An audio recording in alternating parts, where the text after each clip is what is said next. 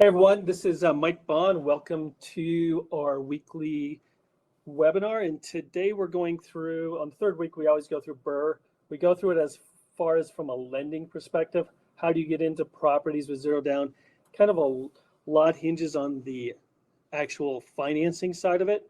So even if we're going to talk today about the rehab side, we're still going to take it from the perspective of a lender. So as usual, if you have any questions, please put them on the side and we'll get back to them after this, or we'll email you out.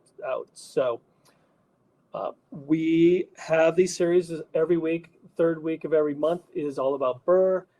This is the third episode. If you missed anything else, just go out to our YouTube channel, hardmoneymike.com or hardmoneymike.com. That's our website.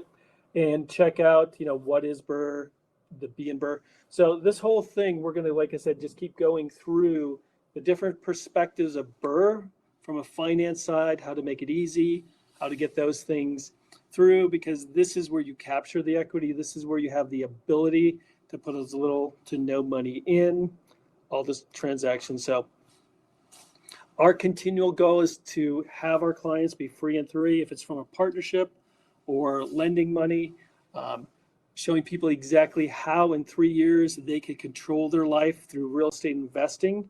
If that means just doing a flip every once in a while and paying cash for it, having rentals, whatever it is, from any walk of life, from any amount of money, you could be there.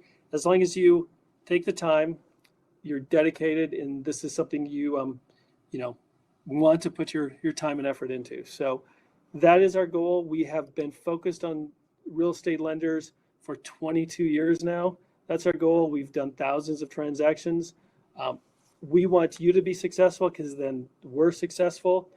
And that's, as long as we could build a relationship, we could trust each other. That's what we're looking for as far as a lender.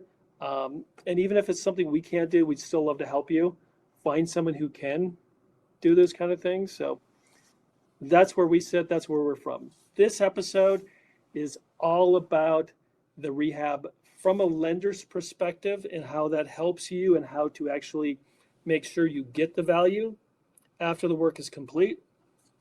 Because you're buying value add properties. If you're in BRRRR, if you're looking at any of these kind of things, you're buying value add properties. So these are properties you have to put something into to capture that extra value. So you buy it for something like a dollar amount, you put more money into it, and after you're done, it's worth more. And that's where we get into how BRRRR really works, how you can really get into this for as little to no money in. So we're going to go over, the work that must be completed really quick. Rental grade, help the appraiser get your value, because it all comes down to a third party, an appraiser that you have to kind of impress or show what you've done, because typically you're asking an appraiser to go and look at a property that you just purchased recently in the last few months and give you more value. And their whole goal is to protect themselves from all the scrutiny they get from underwriters and stuff.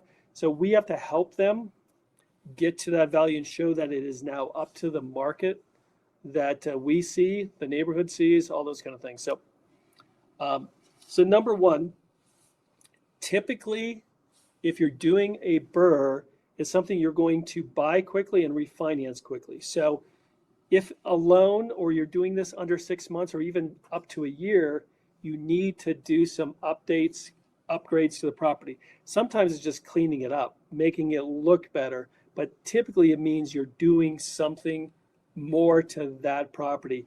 We're going to go over this, coming up here, but it doesn't mean you're going all out like a flip, but you have to make sure it's to at least close to the neighborhood where you want to get those comps. So if, the bathroom is the old blue, you're going to have to upgrade those. If, there's holes in the walls, you're going to have to fix those. If the whole yard is just a mess, you're going to have to clean those up, especially under 6 months. Because remember what we're trying to do here?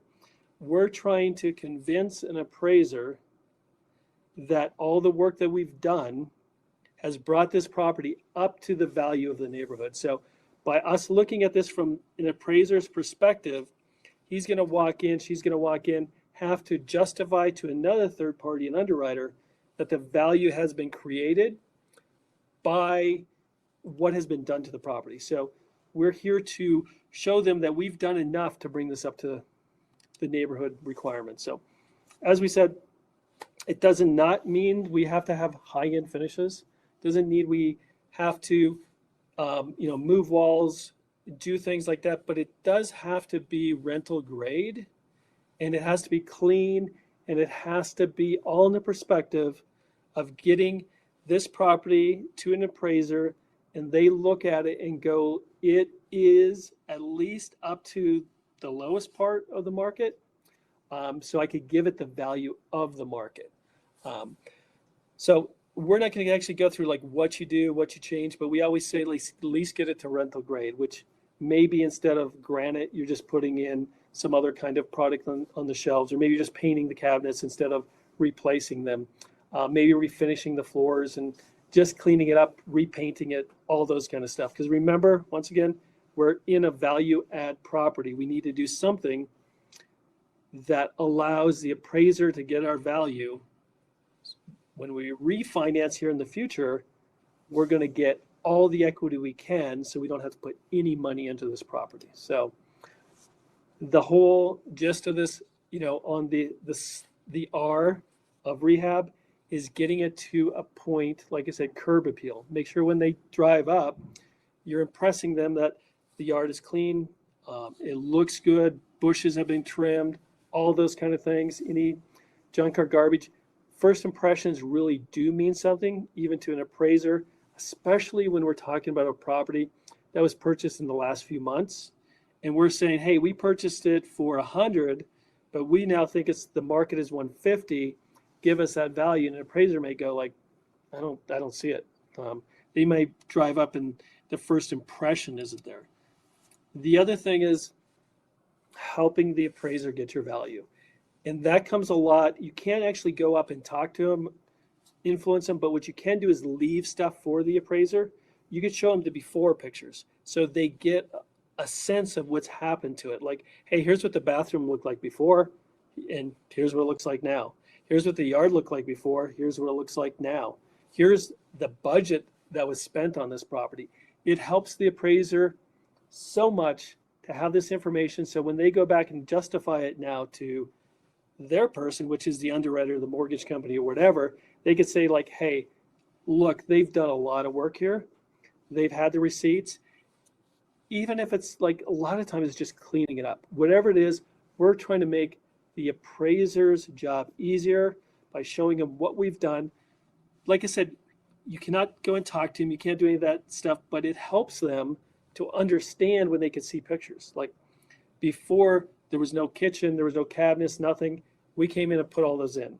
So help them do their job to get you the most value so you can get the most out of your BRRRR.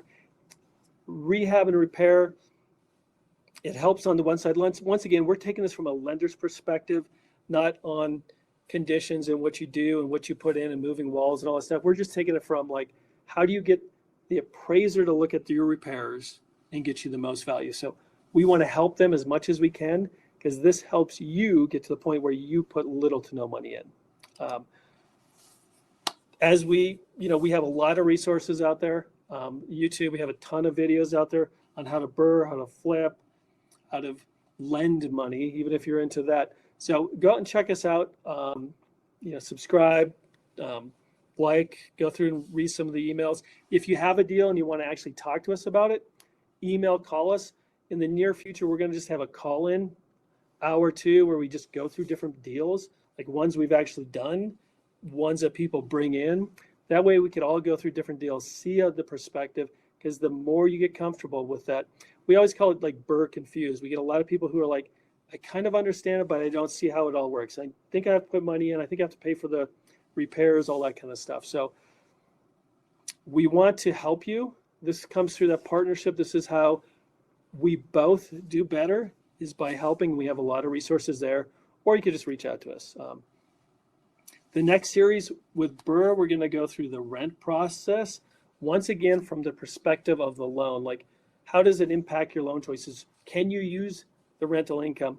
What if it's a VRB over traditional loan? Does that mean a different kind of loan? So we're going to go through all those different kinds of questions, and that'll be in the third week in February. So if you want to reach out to me. I'm Mike at Hard Money Mike. Give us a call. And best of luck. And as we always say, happy investing. And we'll see you next week. Thank you.